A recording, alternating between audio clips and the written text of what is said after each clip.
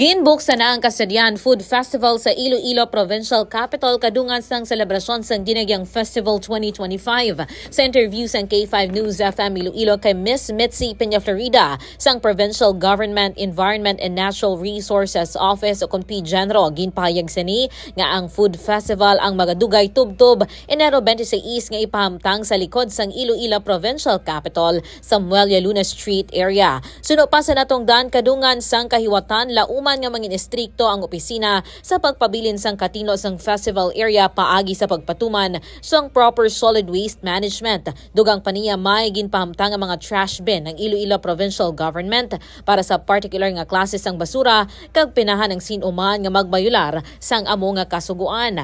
Ang diri nagpangayo sang kooperasyon ang lokal nga panguluhan sa pagpabilin sang katinlo sa Barangay Kapitolyo kadungan sang kahiwatan. So balino magasugod kita sa aton food fest kasadyahan sa kabanwahanan ng Fun Food Assembly nato no food festival diri sa Barangay Kapitolyo nga magka-start kita subong January 23. May opening kita karon this evening diri ko sa Kapitolyo.